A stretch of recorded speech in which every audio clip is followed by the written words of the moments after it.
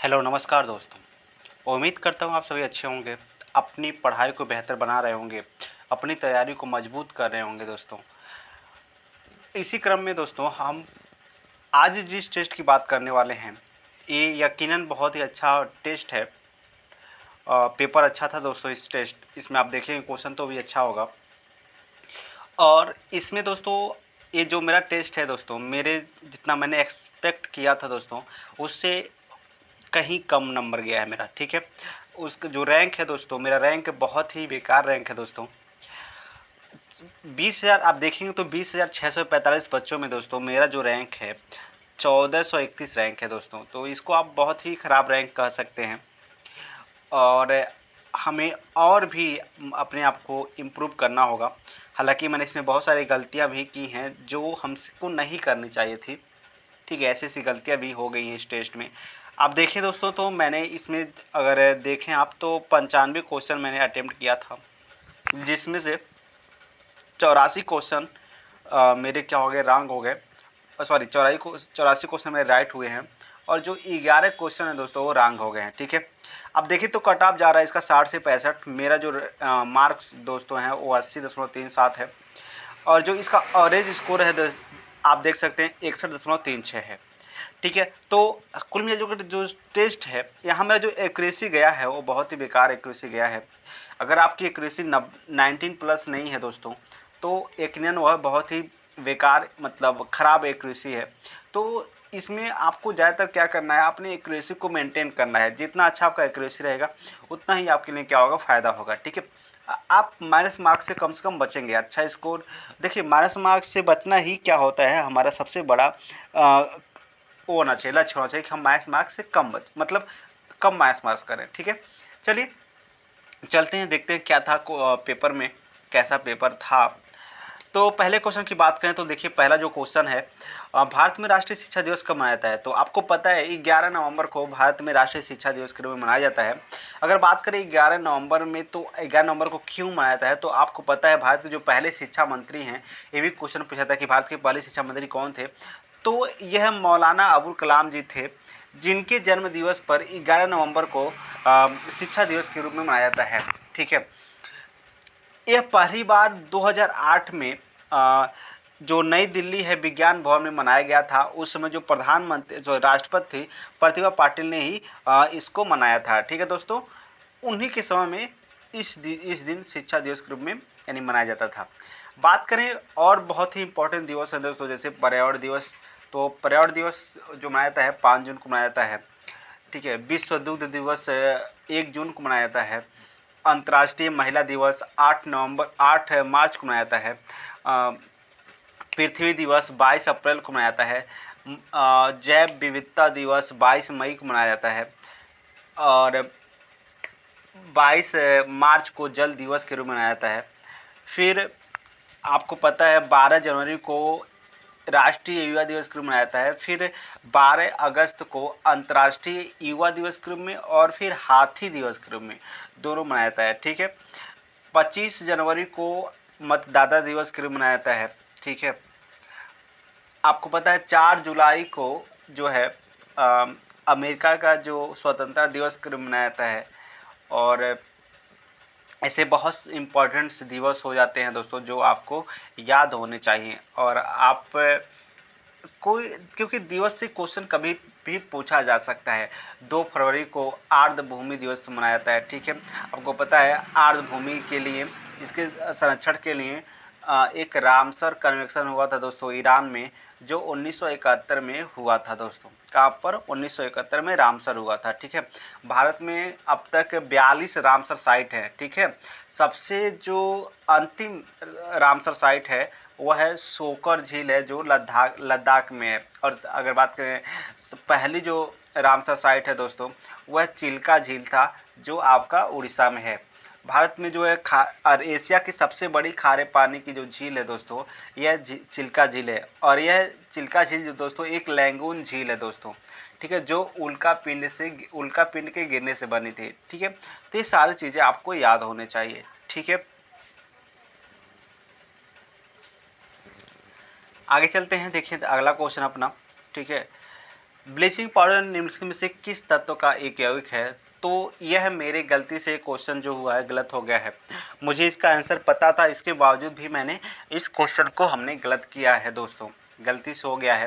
तो यही सब गलतियां होती हैं जो हमें एग्ज़ाम में नहीं करनी चाहिए थी, ठीक है, नहीं करने चाहिए। तो टेस्ट देने से ही फ़ायदा है दोस्तों, किस तरह से हम कौन सी गलतियाँ करते हैं और कैसे हम सुधार कर सकते हैं, तो ये सारी चीज़ें यहाँ पर क्लियर हो जाती हैं। बात करते हैं यहाँ पर ब्लीचिंग पाउडर जो है, इसमें आपको पता है ब्लीचिंग पाउडर का जो सूत्र होता है ये होता है CaOCl2। तो ये कैल्शियम का क्या है दोस्तों, एक यौगिक है। बात करते हैं लिथियम की, तो लिथियम जो है यह सबसे हल्का तत्व होता है, और जो सबसे भारी तत्व होता है वह है ओस्मियम जो है दोस्तों, सबसे भारी तत्व होता है।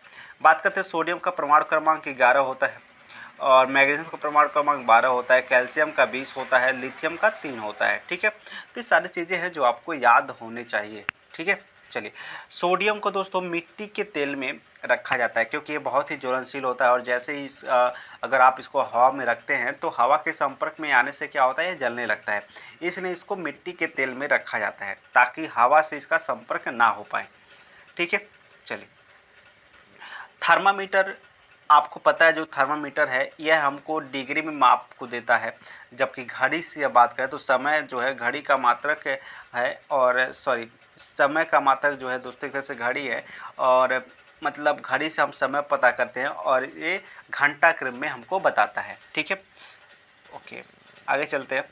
यहाँ पर देखें आप तो एक समद्विबाहु त्रिभुज है, ठीक है। ABC एक समद्विबाहु त्रिभुज है, कह रहा है, ठीक है, ABC कह रहा है कि अगर BC को D तक बढ़ा रहे हैं, ठीक है, तो आपसे पूछा गया है इस कोण का मान, तो आप बताइए, और एक कोण दिया है 110, तो आप बताइए 110 है तो एक कोण कितना हो जाएगा, एक कोण हो जाएगा आपका 70 हो जाएगा, कितना हो जाएगा 70। तो ए भी कोण क्या हो जाएगा 70, क्योंकि ए और ए दोनों आपस में बराबर हैं, तो समान भुजा के कोण समान भुजा के सामने के कोण क्या होते हैं, आपस में बराबर होते हैं। देखिए ये 70 और ये 70 यानी 140 हो गया, और त्रिभुज के तीनों कोण का कितना होता है 180 होता है, तो ये कितना हो जाएगा 40 का हो जाएगा, और ये आपका राइट आंसर हो जाएगा, ठीक है। चलिए, यहाँ पर देखें तो राष्ट्रपति रामनाथ कोविंद ने भारत के 38वें मुख्य न्यायाधीश के रूप में किसे नियुक्त किया गया है, ठीक है।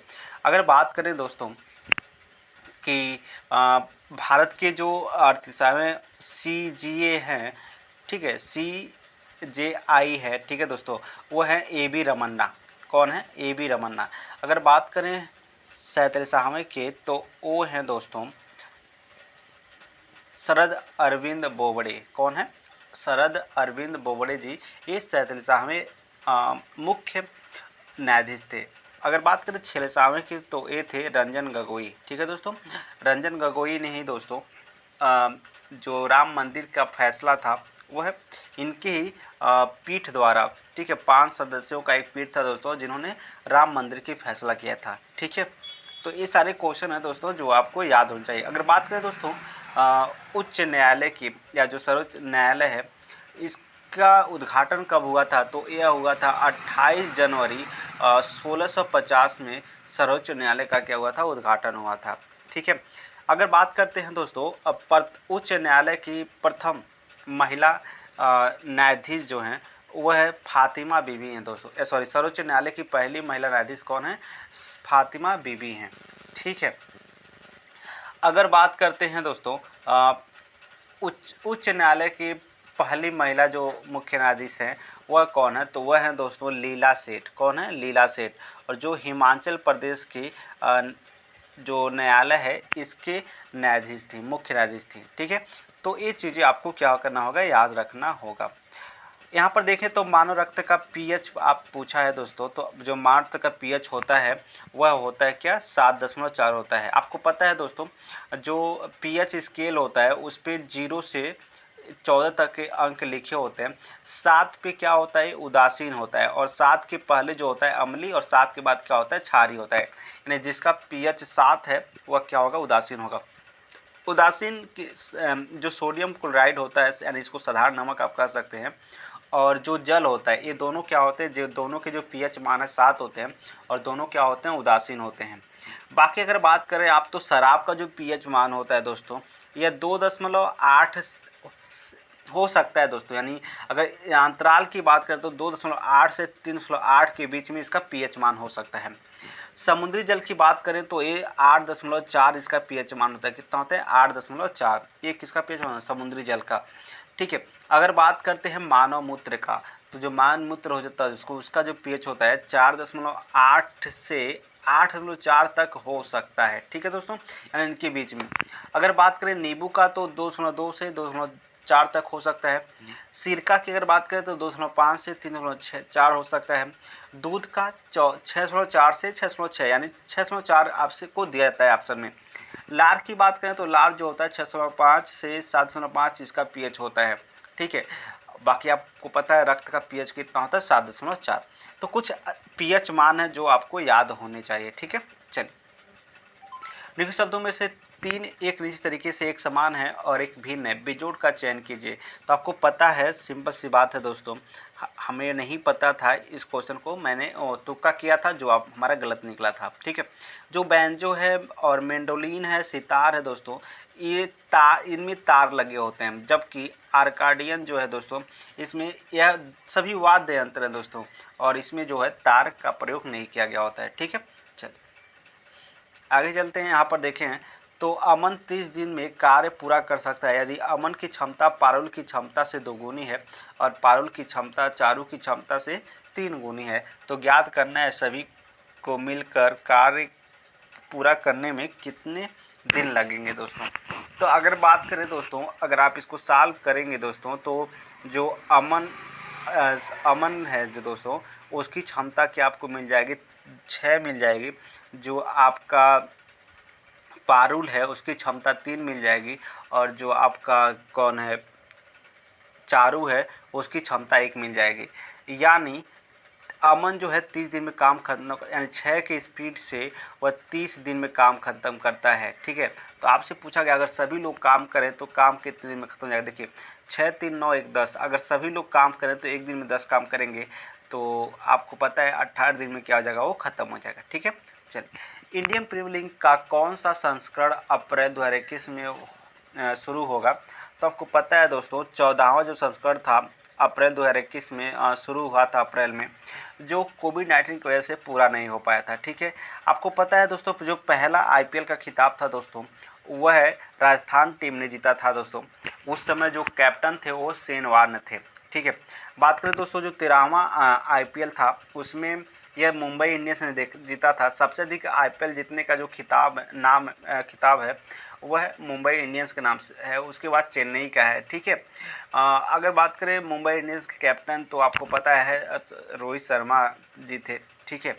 और जो 13वां आईपीएल हुआ था, ठीक है, उसमें जो ऑरेंज कप था वह केएल राहुल को मिला था। ठीक है। तो ये सारी चीज़ें आपको याद होने चाहिए, क्योंकि कहीं से भी कभी भी कुछ क्वेश्चन पूछा जा सकता है। ठीक है। कोई इसमें नहीं, ये नहीं है कि कहाँ से कब क्वेश्चन पूछा जा सकता है। ठीक है। निम्न में से कौन बकमिंस्टर फ्लोरीन का एक अप्रूप है दोस्तों? अगर बात करें तो कार्बन के 3 अप्रूप होते हैं, एक होता है हीरा, एक होता है ग्रेफाइट और एक होता है फ्लोरीन। ठीक है। तो कार्बन के कितने अप्रूप होते हैं? 3 अप्रूप होते हैं। ठीक है।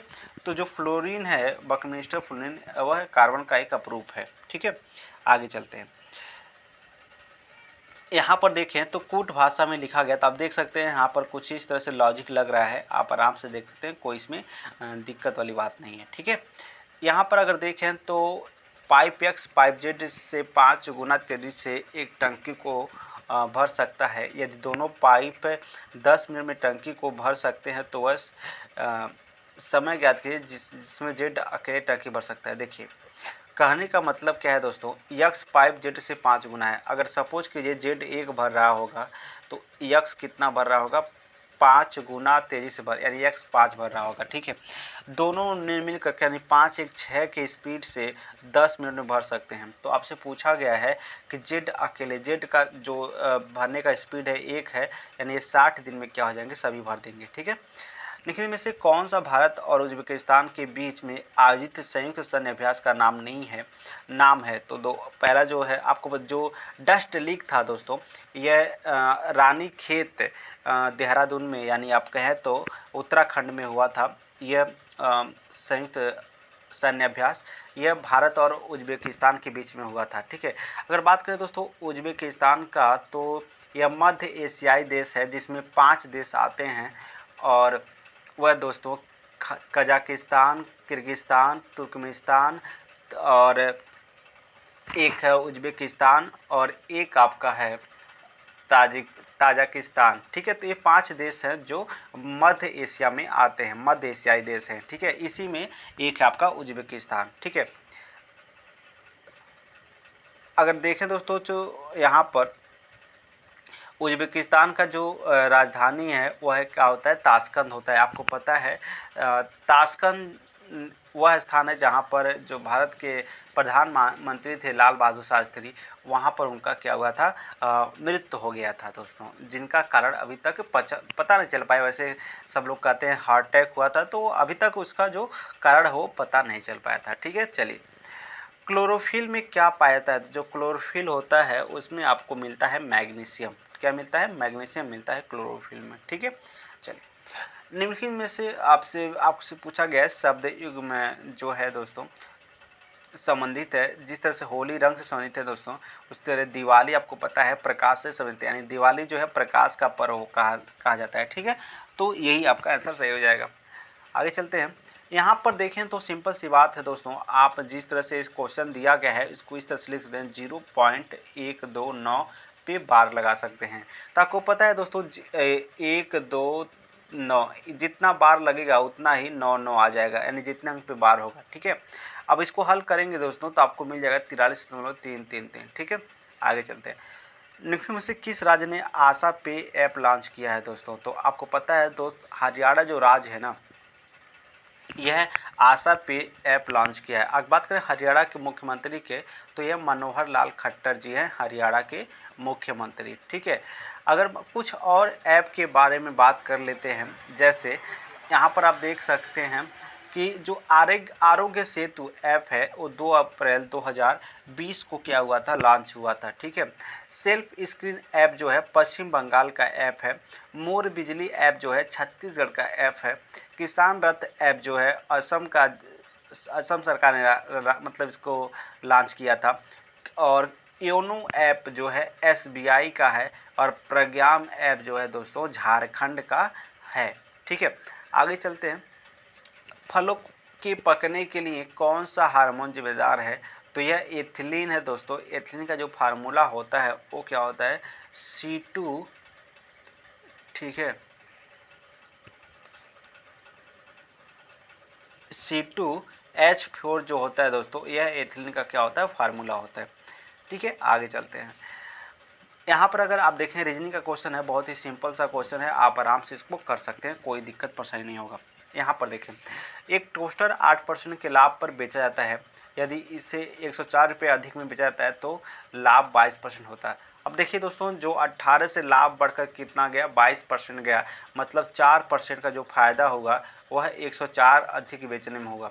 अगर आप 4% का मान इतना है तो 25 से जब इसमें गुणा कर देंगे दोस्तों, तो 25 से जब गुणा करेंगे तो आपको 2600 इसका आंसर मिल जाएगा। ठीक है, तो उम्मीद करता हूँ आप इसे समझ गए होंगे।